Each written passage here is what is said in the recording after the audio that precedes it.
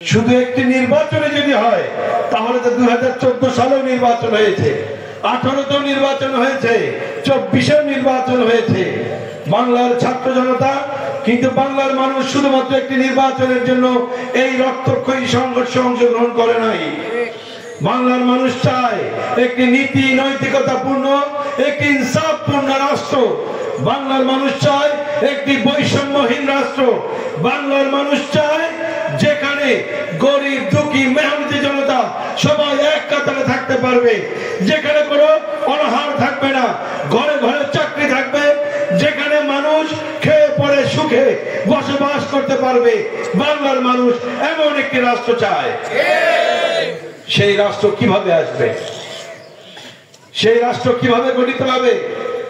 1971 সাল থেকে 2024 সাল, এর মধ্যে 1990 সালে আমরা স্বৈরাচার বিরোধী আন্দোলন করেছি, 96 সালে আমাদের আন্দোলন করতে হয়েছে, 2001 সালে আমাদেরকে ওই ফ্যাসিস্ট আওয়ামী লীগকে সরানোর জন্য আন্দোলন করতে হয়েছে, 2007 সাল থেকে 9 সাল আমাদেরকে 111 সরকার আমাদের জাতির ঘাড়ের উপরে চাপিয়ে দেয় সরকারের বিরুদ্ধে আন্দোলন করতে হয়েছে, 2014 সালে ভোটের জন্য আন্দোলন করতে হয়েছে, 2018 সালে আমাদের ভাতের অধিকারের জন্য আন্দোলন করতে হয়েছে, সর্বশেষ 2024 সাল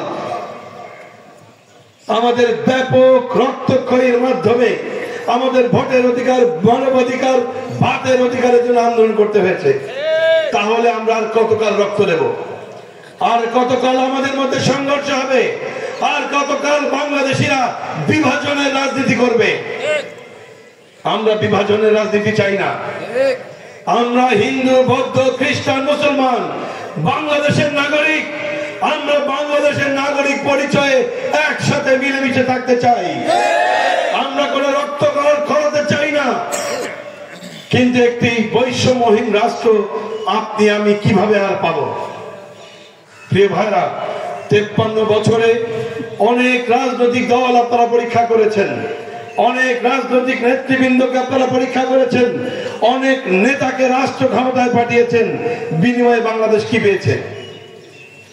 বিনিময়ে বাংলাদেশ পেয়েছে কানাডায় বেগম পাড়ার বাড়ি। আর বাংলাদেশ থেকে খুনি হাসিনা চলে যাওয়ার সময় 90,000 কোটি টাকা বাংলাদেশের ব্যাংক থেকে লুট করেছে। বাংলাদেশের একজন মন্ত্রী সাইফুজ্জামান, তার নাম সরকারি রিপোর্টে এসেছে, পুলিশ তদন্তে বেরিয়েছে, শুধুমাত্র ইংল্যান্ডেই তার 640টি বাড়ি আছে।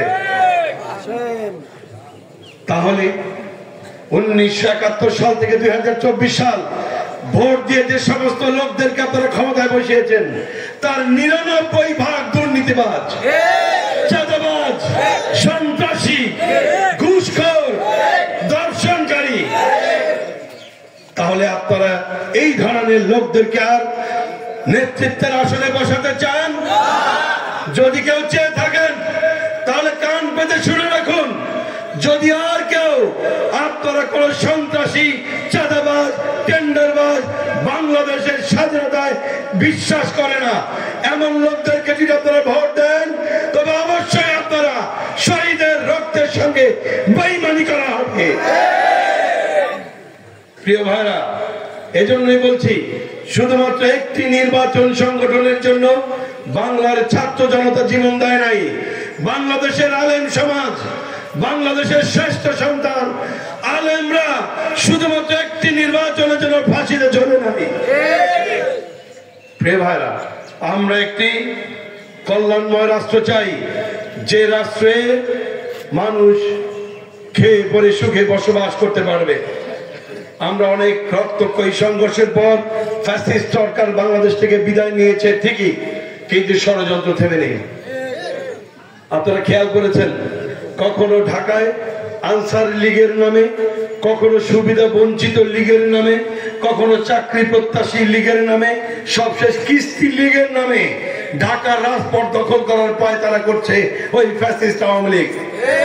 আর তাদেরকে আশ্রয় প্রশ্রয় দিচ্ছে যারা বাংলাদেশে স্বাধীনতা, সার্বভৌমত্ব কিংবা বন্ধুত্বের প্রশ্নে উত্তীর্ণ নয়, সেই ভারত।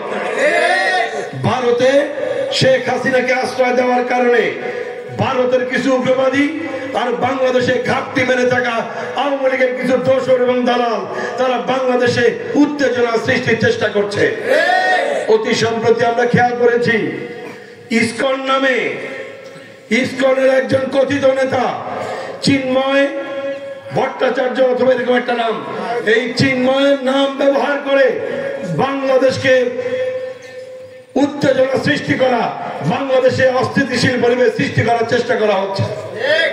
আমরা এটা মনে প্রাণে বিশ্বাস করি চিন্ময়ের সঙ্গে কিংবা ইসকনের সঙ্গে বাংলাদেশের আপামর হিন্দু সম্প্রদায়ের কোনো সম্পর্ক নাই। ইসকনের সন্ত্রাসের সঙ্গে হিন্দু সম্প্রদায়ের কোনো সম্পর্ক নাই, বরং ইসকন ভারতের এজেন্ডা বাস্তবায়নের জন্য বাংলাদেশকে অস্থিতিশীল করার চেষ্টা করছে। প্রিয় ভাইরা, বাংলাদেশে যখন বিশ্বজিৎকে কুপিয়ে হত্যা করা হয়েছিল আমরা ভারতের মায়া কান্না দেখি নাই। আজকে চিন্ময়ের জন্য ভারতের যে মায়া কান্না, বাংলাদেশে অসংখ্য হিন্দু ভাইকে সন্ত্রাসীরা মেরে ফেলেছিল তাদের জন্য ভারতের মায়া কান্না দেখি নাই। চিন্ময়ের জন্য এই মায়া কান্না প্রমাণ করে চিন্ময় ভারতের দালাল, বাংলাদেশে বসে বাংলাদেশের স্বাধীনতা সার্বভৌমত্বের বিরুদ্ধে ষড়যন্ত্র করছিল, যার কারণে বর্তমান অন্তর্বর্তী সরকার চিন্ময়কে রাষ্ট্রদ্রোহিতার মামলায় আইনের আওতায় নিয়েছে। সুতরাং ভারতের উচিত আমাদেরকে সহযোগিতা করা, আমাদের সঙ্গে বিরোধিতা করা নয়। প্রিয় ভাইরা, আমরা একটি কল্যাণময় রাষ্ট্র চাই।